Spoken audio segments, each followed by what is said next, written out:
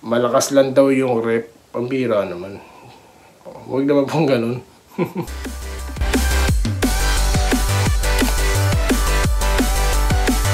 Ayan, so welcome back dito po no sa Doy TV at sa Day Enrica YouTube channel. Well,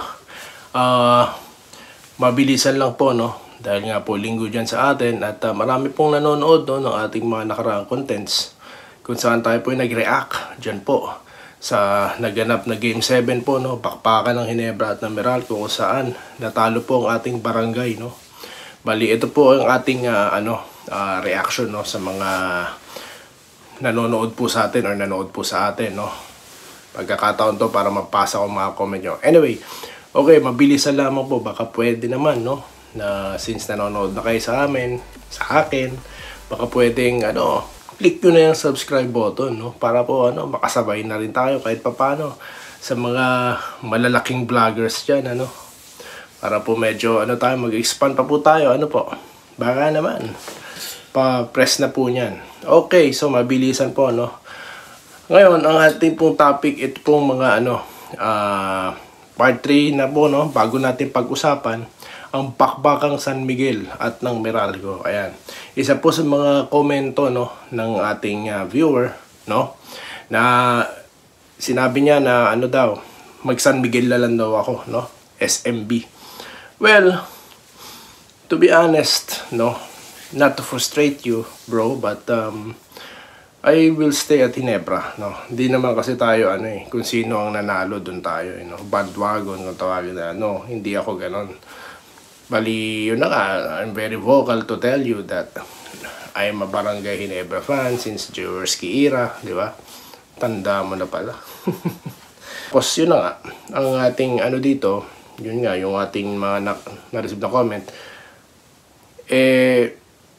hindi po, ang gagawin ko, syempre, susubaybayan ko ang Bakbakang Meralco at San Miguel, Yung kung buong Game 7 man yan, I will be with you, before and after the game. Ayan. Kasi nga po, exciting ang magiging bakbakan dito ng dalawang yan. Bakit? Sinabi ko na po sa mga nakaraang content, replay nyo na lang po. Kung saan, talagang sinabi ko na magandang match po ito at napakaganda po itong kompetisyon para sa liga. Bakit? MVP versus SMB.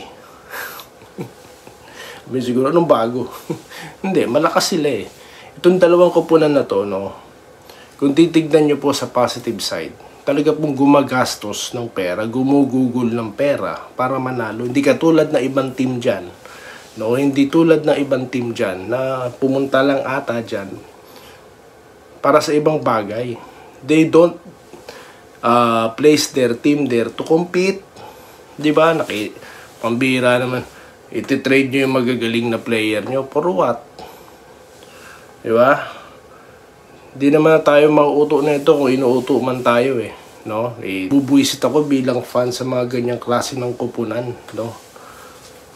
Anyway, for whatever reason you have, for sure that is something that will gain kung ano man yan businessman yan or whatever.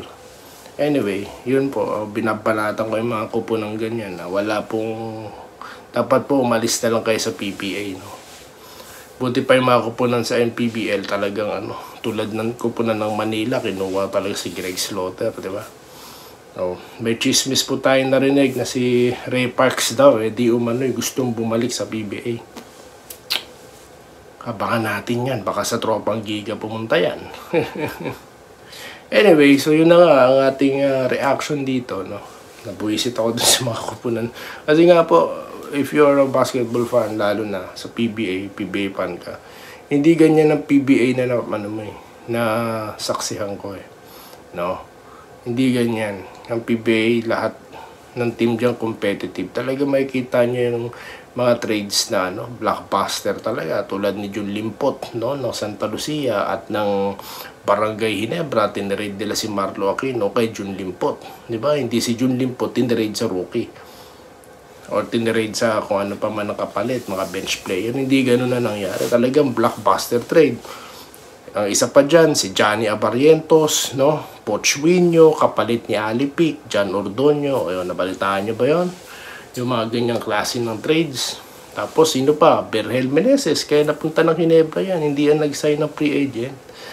Tinrade nila si Datank Noli Locsin para makuha si Berhel Meneses. Kaya po nagkaroon dati ng Berhel Meneses, Junlin po tandem. Ang Barangay Ginebra, rookie pa lang si Mark Agiwa noon. O mga kabarangay, alam niyo po ba yan? Diba? Kasi nga, talagang solid pa. Tapos ang Ginebra noon, naalala ko, yung mga players ng San Miguel naglalaro sa kanila. Hindi sila basta-basta nakakakuha talaga ng mga superstar katulad ngayon. Nakuha nila si Stanley Pringle, si Stan, di ba? Hindi ganun dati sa Ginebra. Nagsimula yan na naglaland sila ng malalakas nung palabas na po yung Tanduay, no? Kung saan nakuha na nila si Rudy Hatfield, nakuha na nila si Menk. Diyan na po nagsimula yun eh. Sa pagkakaano ko lang, no? Sa pagkakatanda ko lang. Diyan nagsimula yung mga ano na yan eh. Yung pagkuha ng mga ano. Hindi pa masyado na question kasi nga crowd favorite. 'Di ba? Or for whatever reasons, no. Yun lang sa pakiwari ko, no. Ngayon, basa na po yan. Kapag star player na punta sa malakas na team, bad trip na po ang mga fans dyan. Tsaka yung mga ibang team na gustong manalo, di ba? Nakikita naman natin yung mga team kahit independent sila, like yung si Blackwater, yung may-ari nun, di ba?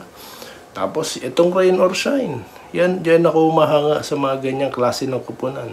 Pero yung mga kupunan na nandyan lang for whatever reason, padre pa ko dyan. Para sa akin, you are not there to compete. No? Ewan ko kung anong pakay nyo dyan. Pero yun lang. Anyway, so yun nga po ang aking ang aking suggestion dito. I mean, ang aking sinasabi dito. Ginebra, nag-exit, hindi ako magsa San Miguel, no? Umahanga ako sa San Miguel at sa Meralco, kaya po susubaybayan natin yung laro na yan, yung bakpakan na yan. Okay, hanapin natin dito yung mga comment section. Ayan, comment section po tayo, no? So yun po, na nating binasa yung si tawag dito, yun pong komento, no, ng ating mga subscriber, viewer, no? Ayan, isa pong comment. Isa pang comment, no? Hindi ko alam ba't paulit-ulit na message to. No, hindi ko po alam, sir, bakit ganun? Kung ano pong ibig sabihin na hindi na manonood daw siya, no? Ito, palitan na daw ang coach. Hello? We are talking about CTC here. Coach Tim Cone. Bira naman. Well, siguro nga, basa na po yung iba mga play ni Coach Tim, no? Pero it doesn't mean na walang, nagkataon lang talaga na madiskarte, no? Fresh ang mind ni Trillo, no? Pero it doesn't mean na ang katulad ni Tim ko, ng level niya ay papalitan. Sir, hindi po ganun. Sorry po, no? Although binabasa ko po comment nyo dahil syempre pinapahalagahan ko po ang mga komento nyo. Pero yun lang po aking initial reaction. We're talking about CTC here, guys, no? Tapos ito po, palit na ng player. Ito rin. Palit daw ng player at coach. Paano ba? Well, ang sa akin dyan siguro, balita ko, no, may napasa tayo. Mukhang eager na daw bumalik itong si Jamie Malonzo. Nanggigil, talo kami diba? Mga solid player yan. Isa pa yan, si Jamie Malonzo, bigla na punta sa Ginebra, diba?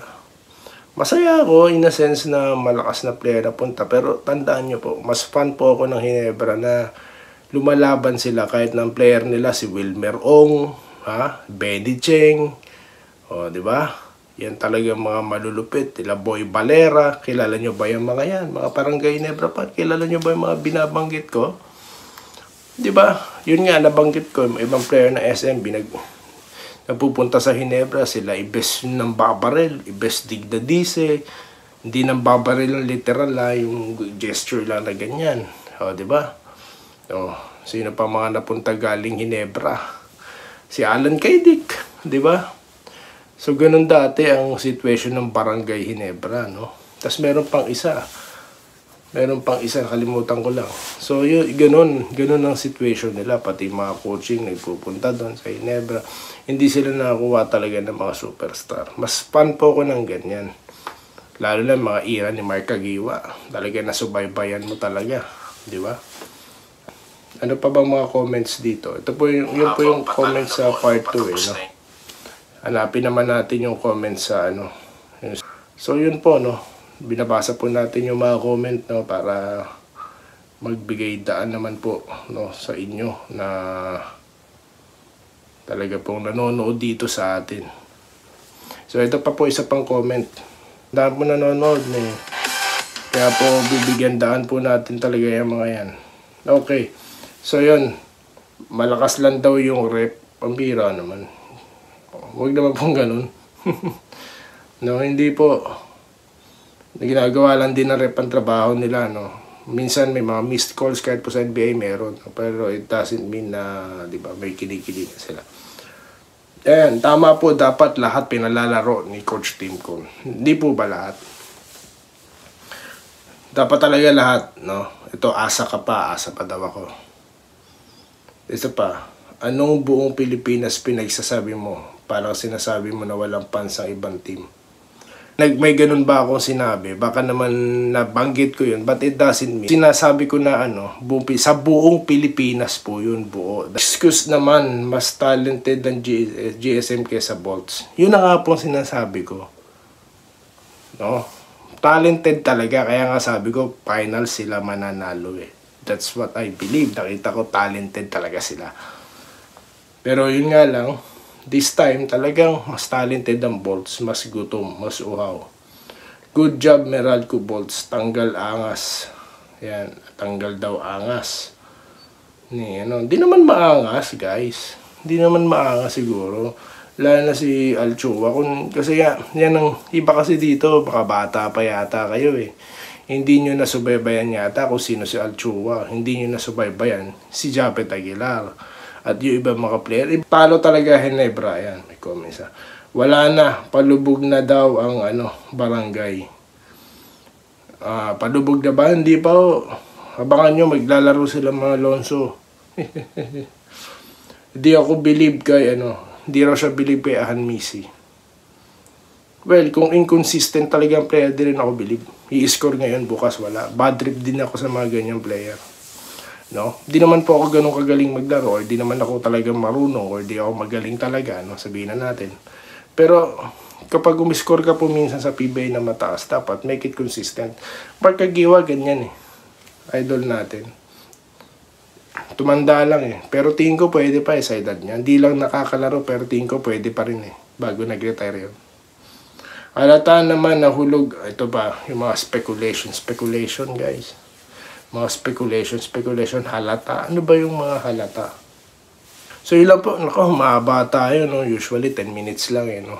Dahil na, tayo dito sa mga comments ng ating mga viewers o subscribers, no? Diba? Like na po kayo, comment, babasahin ko. Yun, binasa ko lahat, kahit negatibo, babasahin ko yan. May mga comment po dito, di ko binubura, no? Kasi nga po, kalayaan yan ay po ako eh, tawag dito, advocate po ako ng malayang pamamahayag. Kahit ano sabihin nyo, wala. Naka-ready po tayo sa mga bash kasi nga, ganyan po sa vlogging, no? You are putting yourself in public. That's why you have to prepare, no? Kung may mga bashing or negative comments, hindi po lahat positibo. So yun lamang po, no, ang ating napag-usapan ngayon, no? Overtime na tayo. Napasarap ang kwentuhan natin. So yun nga po, San Miguel at Meralco po ang pag-uusapan natin. Ang unang bakbakan po is June 5, 3 days from now. Ano po, inaabangan na po yan. May countdown, punta kayo sa PBA website, inaabangan na yan. Meralco, San Miguel, pag-usapan natin sa susunod na content dito lamang sa Day Enrica at Doy TV Sports channel. Maraming salamat at magandang araw sa inyo lahat. Salamat po sa panonood. Subscribe na para sa mga susunod na basketball at boxing videos.